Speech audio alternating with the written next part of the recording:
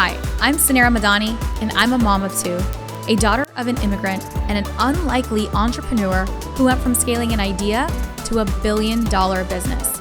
Yes, $1 billion business. Along the way, I learned that less than 2% of female founders ever hit 1 million in revenue, and I became obsessed on a mission to change that. I believe that there is so much gatekeeping in business knowledge, and that we as female entrepreneurs should be learning from other female founders and leaders who have broken the statistics. Since I never went to CEO school, I've had to learn it all the hard way, but you shouldn't have to, because we believe that you deserve to have it all. And honestly, nothing bad happens when women make more money. Grab a seat because class is officially in session. Welcome to CEO School. Hello, everyone. Welcome to CEO School. I'm your host, Suneera, and today I have a sibling duo here. And so this is so near and dear to my heart because obviously I got a chance to work with my brother for the last 10 years of my life, building our company Stacks to record-breaking revenue and everything in between. But it's so fun to get to do it with someone that you love, someone that you trust. And so today I get to interview two sisters, Becca and Jess Stern, who have a company called Mustard Made. And this is going to be so exciting because they are just truly marketing and creative geniuses. They have created a product that is lockers. Like, they didn't invent anything new. They didn't start something that wasn't in existence, but they found a unique way to bring it to market. And through that unique way and through their partnership and through all the scales, they have created a global company that is doing multi-millions of dollars in revenue. And what's really great, honestly, is that they are a global company. Becca is literally, right now we're recording and it's 1 a.m. from Australia, and her sister Jess is in the UK. And so she's really, truly showing up. And so it is such an honor today to welcome the two of you, Becca and Jess, to CEO School. Welcome to the show, ladies. What an honor. Thank you so much for that lovely introduction. I'm very happy to be up, even if it's 1 a.m. Oh, thank you. Jess, welcome as well. We're so pumped. We're just like right before the show. I like to get to know our guest, and you guys are just going to be in for a treat today. And I just love it. I'd love to hear about your journey and just, kick us off telling us about how you decided to make a better locker and how did you start Mustard Made? So tell us a little bit about that journey. Yeah, so it actually all started with a walk on the beach. I was over in Australia visiting Becca and her very newborn little son, and we'd always had conversations about starting a business together. We lived on the opposite sides of the world to each other, and it was just a way, we decided that it was a way that would keep us closer. And on this walk on the beach in February 2017, I want to say. That's right. We had this conversation about what we were going to produce together, what this business was going to be. And Becca suggested lockers. And I turned around and said, what the hell are you talking about? Who wants a locker? And then we continued that journey, and I kind of said to Becca, she said to me, give me 6 months, let me look into this, let me see where I can go with this. And she kept coming back to me every day with this new update or this factory that she'd found, and decided that we were going to go to China and we were going to go find manufacturers. And I couldn't have been more excited. It was her enthusiasm and the joy of doing it with her. Every day on my commute to work, I had a really long commute at the time, and she would call me in the morning, and on this train I would hear about all the things that she was getting up to and give her all the advice of how to deal with this situation or this email or this conversation. And it was a really great starting point for both of us. I love it. Okay, I love this. This is going to make me so emotional because I started the company initially, and then my brother joined about 6 months thereafter. but he was always just such a part of even that like building phase of validating the idea and whatever it was. And so I love that you guys like wanted to do this to stay closer. It's so sweet. Becca, how did you just like decide lockers, right? And so I love that there wasn't this like, we're solving this problem. And I feel like so many entrepreneurs want to be entrepreneurs. Like you genuinely just wanted to have a business with your sister and you ended up choosing this product. So it wasn't that you had this like massive like pain point or something. Like you were like, what can we start a business in? And then you picked lockers. So tell me about how you came about deciding what product or service you were going to start. Yeah, so before Mustard, I had a small business of my own. I used to make jewelry, and I also had an events business. So all of my friends were in small business. So that was really very much my comfort zone. But I'd kind of realized that the businesses that I was running were just not scalable. And having just had my second child, I realized that I did not want to be making jewelry for the rest of my life. So that was kind of where I was at in life. Like I knew I needed some change and I wanted something that was going to be able to scale. So that was really kind of key in deciding what product or service we might offer. And then really the spark came from this article that I'd read about kind of whisper ideas. And it was kind of this like reverse article that the whisper ideas sound really appealing. They're the ones that you have to speak so quietly because someone might steal your idea and run away with it. But actually, those don't normally turn into the successful businesses. It's kind of like the MySpace before Facebook came along. Like it's this top secret thing, but someone can come along and do it after you. And once that secret's revealed, it's all over. So the article is saying that what's more kind of has more longevity is to find something that only you can do the way that you do it. And that was the key. And so I started thinking about my jewelry studio and my home, and I had all these rusty old lockers that I had literally picked up on the side of the road or antique stores. And yeah, I'd been customizing them for years and putting shelves in and trying to, find ways to lock them because they didn't lock. And so that was really the spark. And then knowing that if I could design something for my kids and have them as wardrobes for my children, and if I was going to like that, then it might be a little unusual, but I reckon that I could convince other people to get into lockers as well. Oh my God, I love that. Including me. I love this because it's so true. This is one of like my biggest pet peeves. I travel a lot I speak at conferences and I speak to a lot of entrepreneurs. And, they're so afraid. So many entrepreneurs are so afraid to tell you their idea. And I'll tell you, they're not going to make it. Like those entrepreneurs, it's such a small, like it's already so hard to make it. And then the fraction of those entrepreneurs succeeding is close to none because it's not about, the most, if in 2023, someone's already made it. Let's just be like, someone's already done it. Someone's already made it. And it's not about the most like unique thing or like the most novel idea. It's about execution and how you can execute it best or what makes your particular widget, gadget, software, product, whatever it may be, unique. And that's what people want. They want that story. They want the brand. They want that uniqueness of that one offer. And it's totally okay to be in a market that's saturated, or totally okay to be in a market that there's already products and services that are in existence. It actually is easier because you don't have to reinvent the wheel. When you're having to start from something that completely doesn't exist, right? Like space travel, that takes a lot of dollars and funding and a lot of failure and probably, decades before we will see anything out of it. Now it's really cool. It's really novel. And it should be done. And there are very, very, very small styles of businesses that could succeed in that.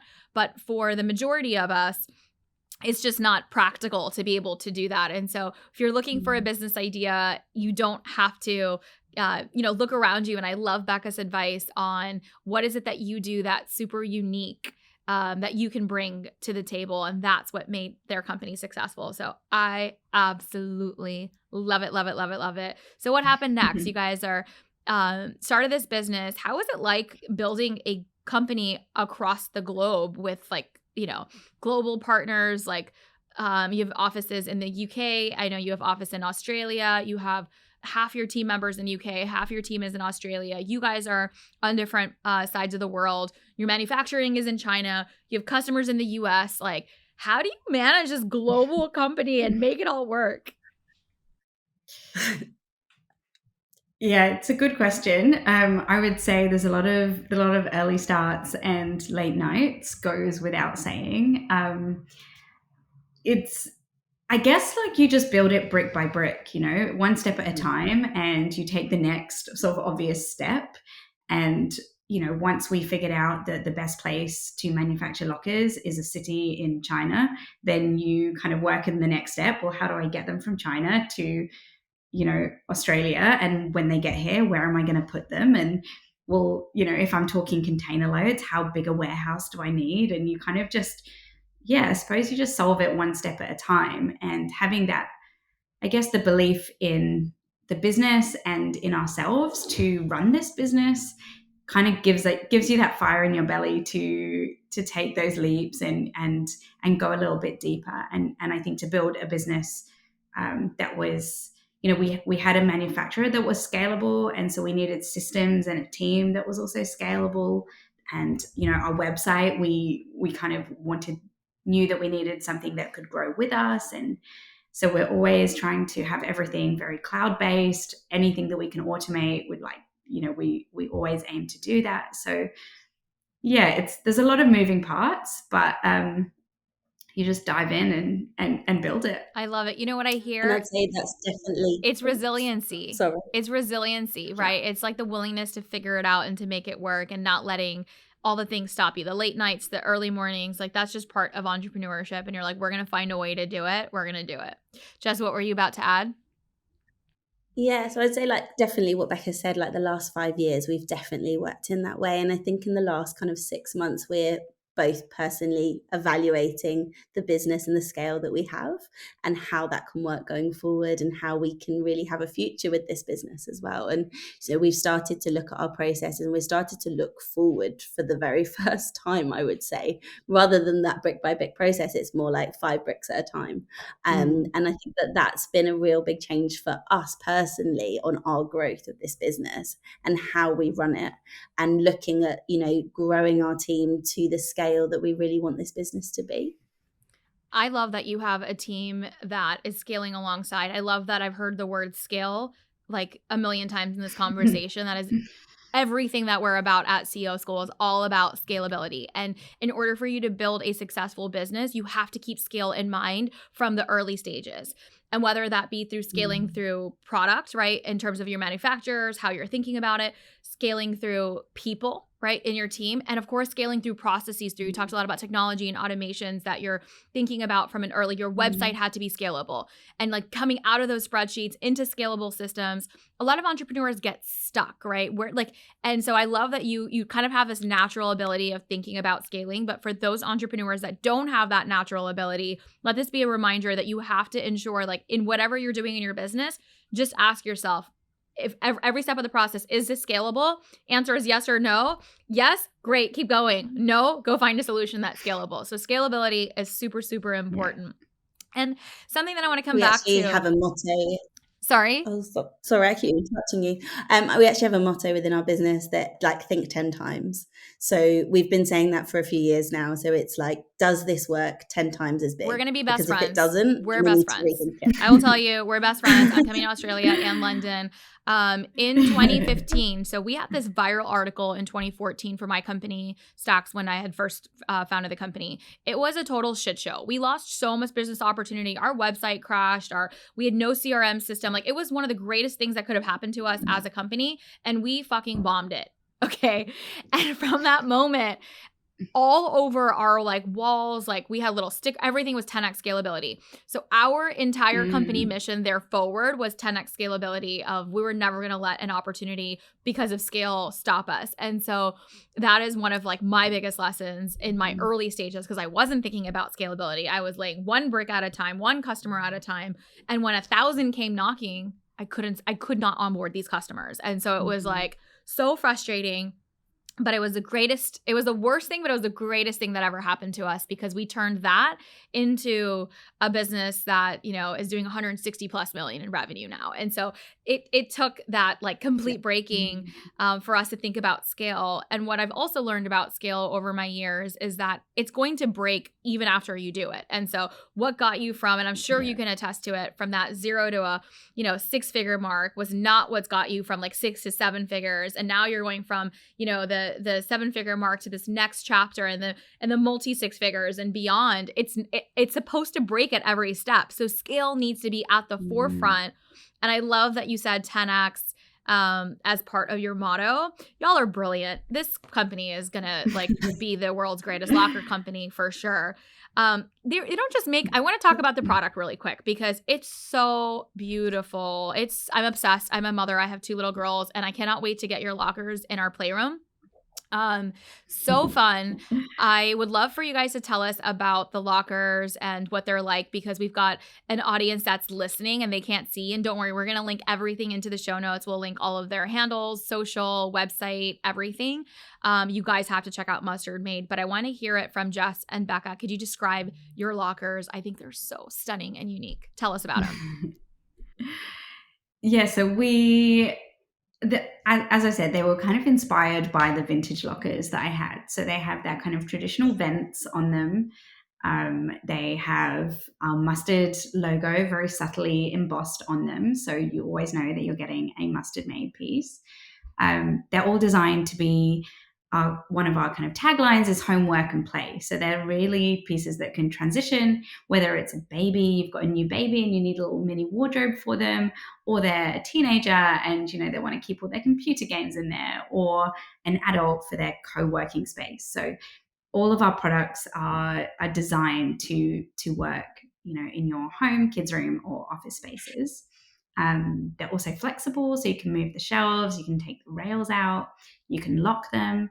But a really key thing is that you don't have to lock them, because sometimes you don't maybe want to in a kid's room. You want to hide that lock so your kids can't lock their things away and lose the key, that kind of thing. And really importantly, one of our kind of signature looks is our color range. So we have 11 beautiful colors at the moment. Hopefully some more in the works coming soon. But yeah, we have this really bright, colorful rainbow of lockers, we call it, that really kind of appeals to kids or adults, girls and boys. And yeah, there's a locker for everybody. They're stunning. And I love that you called it your signature palette, because I think that, when we were chatting earlier, I asked you, what is something that you consider yourself an expert in that has made you successful? And both of you immediately were like, branding and marketing. And so this is a podcast for female entrepreneurs. They are scaling their businesses, and I want to give them some teachable moments that we can learn from you. It's 2023 now. It's so hard to stand out in, advertising or, scaling your, how to reach your customers. But one thing that draws attention is the brand, right? Could you tell us a little bit about how you think about a brand strategy and how you're thinking about your marketing strategy? So I'd love to go a little bit tactical here on your branding and marketing strategy with some tips that our female founders of today can take away, especially those that have a product or service that they want to, go global or, reach many more customers. So would love to get your tips on branding and marketing. I think for me, the really key word is consistency. And when we are all just so overwhelmed, bombarded with images and emails, and we're getting fed images all over the place, it's so easy to chase what you see and see a trend and think that that's what you should be doing. Or, maybe I should redesign my logo every year to keep up to date with the font trends and things like that. And I think for me, having a strong brand is staying consistent, knowing who you are, and staying in your own lane.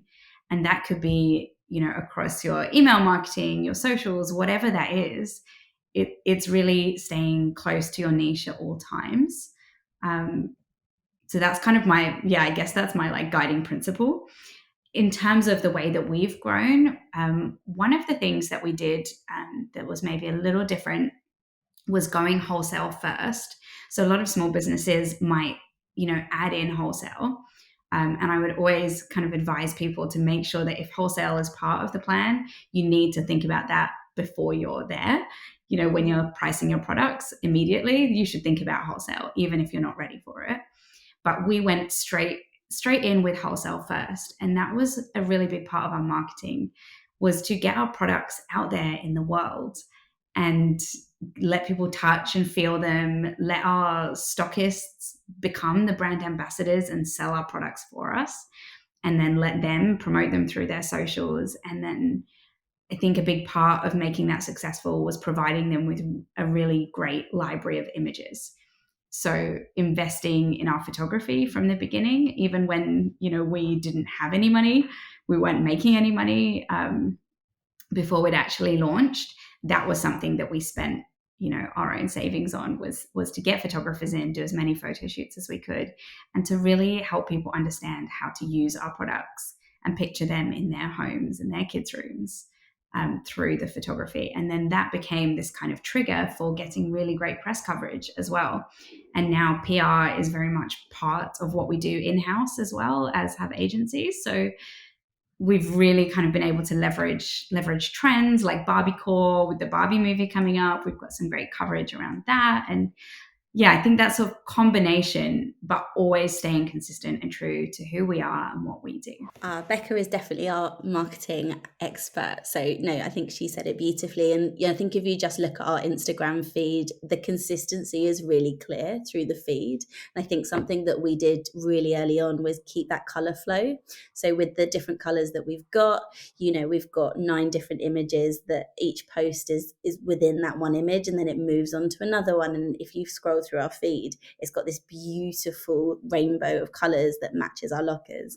And that's shown in our imagery on our website as well as on our feed, now on TikTok, that we're doing TikToks. Like it's this real consistent flow that you see kind of on any channel that we do. And I think that's what our customers in particular really resonated with, that they just they see an image and they want to recreate it. And we see that so often, and it's such a joy when we get tagged in a photo where a customer has tried to kind of recreate something that we've created, and it brings us it's really wonderful to see. I love it. There's so much to take away here, and I think you're so right. I love what you talked about, is that we get as entrepreneurs, you're always looking at things, you're looking at competitors, you're looking at trends in the marketplace, and it's so easy to be like, I need to change mine because there's something always better out there. And I think that what you've done, and just reminding us that if you've built something that is unique, just own that. And that consistency is going to last this test of time. And that consistency is what's going to pay off. And you don't have to change your look every so often and, readjust. I do think that there are moments, if your brand is not up to par at a certain, it is important for you to do. So I don't want to give that advice. I just believe in a powerful brand, but you have to invest in creating that powerful brand, and then you stay consistent with that powerful brand. And so I do think that it's such great advice for entrepreneurs to stop, looking at the grass is always greener on the other side, but we have to start watering our own grass. And we don't even give that grass enough time before we're like, okay, everything's got to change. So such great advice on staying consistent. And what that does is it actually creates a strategy, right? That is your brand and marketing strategy. It's that consistency. It's that palette. It's that look. It's that signature piece that everyone is always going to think about when they think about your brand. That is how household names like Nike have come about. It's consistent, right? It's consistency. They don't change their stuff constantly. And so iconic brands have iconic imagery and iconic logos and iconic things over time that are consistent. And so I love that you're thinking about that in your brand strategy and staying true to that. And that develops a strategy. And so when you are now implementing the new trending thing in marketing, because marketing is going to change every single year, right? How we're reaching our customers, Instagram's going to change, social's going to change, email's going to change, but that brand strategy that you've already developed can stay consistent across whatever channel the distribution is. So that makes your life as a company easier from a go-to-market strategy perspective, because this is our strategy, whether the outlet is TikTok or whether the outlet is Instagram, whether the outlet is email marketing, whether the outlet is through PR, this is our brand strategy. So that makes things so much more scalable, right? That's a scalable brand strategy. strategy at the end of the day. So spot on. I absolutely 100% support everything these ladies are doing and saying. They're amazing. Last, question, kind of like topic that I want to ask you all, both of you, is that you are managing a team of 20 plus people and vendors across and all of the things. How have you really fostered, tell me about your company culture and how you're fostering that team for growth? Because I find so often that we have amazing entrepreneurs. I get an opportunity to meet and coach thousands of female entrepreneurs every year through our programming, through conference, through all the things. And the one thing that I find is that we as women are so risk averse, right? We don't want to take a bet on things. We're like so afraid of taking that step. And in order for you to scale, right, you can scale as much as you want in your product, as much as you want in your process. But if you cannot scale through people as well, right, you don't have a business. So we are, as founders, in the business of people. And I just want to say that I think it's so incredible that you do have this team that is supporting you. That is how you build companies beyond that $1 million mark. So I do want to share a little bit about that, of what I see for female entrepreneurs not investing in teams, not being able to find I'm not able to find the right person. No one can do it as good as I do. Like, tell us about how you cultivated a team of 20 plus. What was that journey like, about your culture and how you're continuing to scale through people? We've actually just gone through a process of hiring more people, and we're now at 31. So we've really pushed ourselves, really planning for growth, and seeing those gaps. And I think you're absolutely right. The number of times I have said to Jess, but nobody could do it the way I do it. How could anybody possibly take that on? And then one by one, we hired one person and they did. And then we hired two people and that person did as well. And then I think what I didn't really, having always worked very independently, what I didn't really know, and I really learned from Jess, was that when you give somebody what was a small part of your working week or your role, and they take it, they turn it into a full-time role magically. And it suddenly becomes, it just kind of evolves, and suddenly you could never do that without that person anymore. And I think I probably, like a lot of the women that you coach, I really had to go through that process to believe it, and to believe in my own ability to lead that team alongside Jess. It's definitely, I think, at the moment, one of our kind of current mottos is that as this business grows, we have to grow too. And I think the personal development that goes alongside having a business is inescapable. You will be, closing your business down if you refuse to grow. And it's not easy, and it is constant. It is relentless. It's kind of like what you're saying about the growth, with your business. It's exactly the same. You will never quite be in a comfort zone again. You're always going to be stretched. And once you stretch, you're going to sort of think that you're comfortable, and you're going to have to stretch again. And that's kind of been the journey that we've been on for 5 years now. Yeah. And I think that we have done every role within this business. It just started the two of us, and it was just the two of us for some time. And as the time has gone on, and it wasn't until really last year that we really started to hire, and the last kind of 2 months. And the team has grown and grown since then. But, I think we know what to do in our business. We understand every process, and that's been really important. We were scared to hire to begin with. Like Becca said, that definitely took some coaching. I'd come from big businesses before, so I understood how they worked, and that you needed people, and that other people could actually be better than I was at some jobs. And I like absolutely always hold my hands up to that. I'm a great leader, but I'm not necessarily always a great doer. And I think, knowing that about myself has been a really helpful tool as we've grown this business.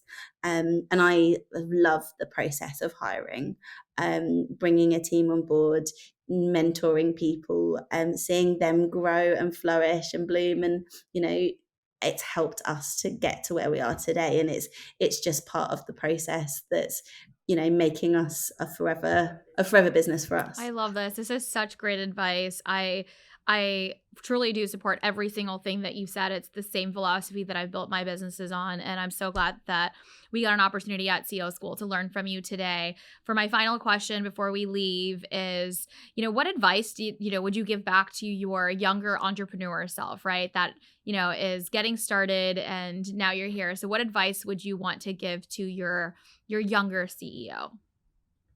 We'll start with you, Becca. Yeah, I would say hire would be a really key one that I didn't, like I said, I think I had to really learn that one the hard way. But I suppose, like, looking back over the many, chapters of my life, it would just be to kind of like reassure my younger self that everything is leading you somewhere, and you might not understand where it is at the time, and you might not be able to connect the dots until later, but just kind of keep following your heart, follow your passions, believe in yourself. And one day you're going to look back and it's going to be this kind of beautiful tale that all makes some kind of crazy sense out of it, and there'll be magic and beauty in that story. I think my life has had a few twists and turns, and they've all got me where I am today. So yeah, just kind of reassuring my younger self that it works out well. Keep going. And it's so true, right? It's like, honestly, success, when I look at all successful entrepreneurs, right? Of course, it's not overnight. And it's just honestly, the people who make it are the ones that keep showing up. So like, just keep showing up. That's all you have to do. And you're right. Yeah. When you're looking to look back, it's going to make sense. Like, and you're going to be like, wow, we actually did something here, but you just have to keep showing up. So I love that. Jess, what's your advice to your younger self? I think for me, it's like, if you just don't feel like you were born to run a company, I feel like some people have that in them, that they were born to do this, or, they always dreamed of being a CEO. That wasn't me. Like, that was never me. I followed a very conventional ladder in the career world. And, that didn't mean that I couldn't do this. And I think I've always had that doubt in this 5-year journey. But I can stand here today feeling so confident today, maybe not tomorrow, but definitely today, feeling really confident that I do run this business and I get to do it with Becca, and it's a total joy. But yeah. I love that. And this is our challenge as women, right? We're still all always trying to validate ourselves and our worthiness in what we have.